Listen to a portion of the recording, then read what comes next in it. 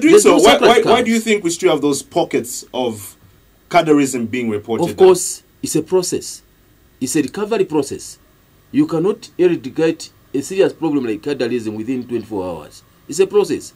What is important is at least 70–90% of removing cadres out of these public places has been achieved. And the process is still ongoing. And in few weeks to come, everywhere it will be a peaceful place for everyone.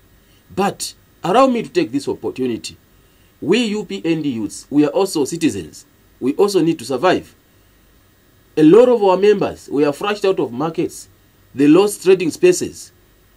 They were like enemies of being a UPND. They were enemies of being a Zambian because they belong to UPND. Now, what we are saying is the PF, and I want to urge Lusaka City Council, taking this advantage on this platform, that they should help our members, our youths, to reclaim back their trading spaces, because they are also human beings, they are also citizens.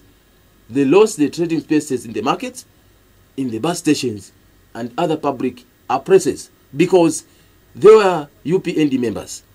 Now we are in power. The PF have continued learning the same stands which they grabbed from their friends illegally. So we want to take this chance to urge the council and whoever is responsible to help our members, to help our youths to get back their trading spaces in all the markets. That is the win-win situation. Because we are victims. We were victims then, and we don't need to continue to be victims. So to us, we believe that there's institutions mandated to do each and every particular operation in our country, and we respect that. And that's why our members, our youths, they've abided.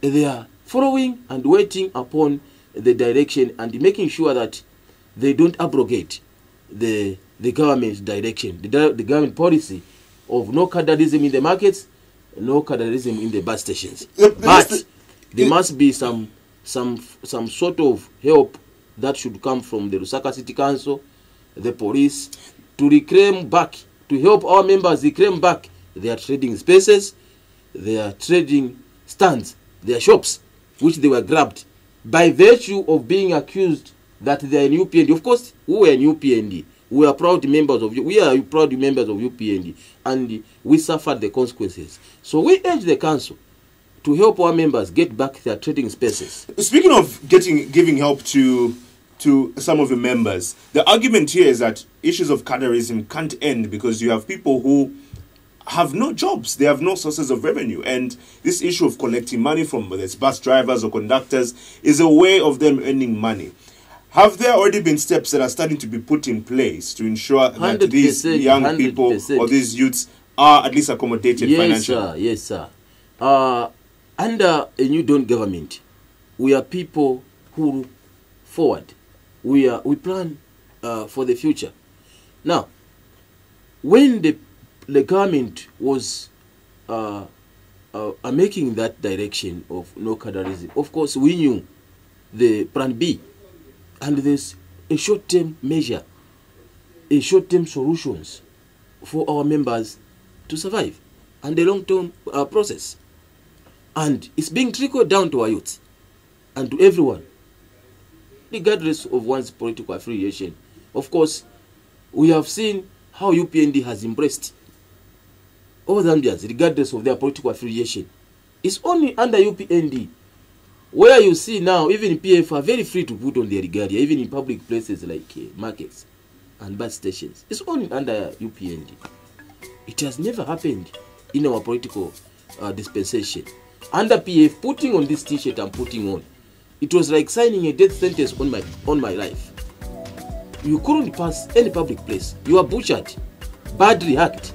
But under UPND government, everyone we are seeing PF moving around with their regalia, doing their businesses.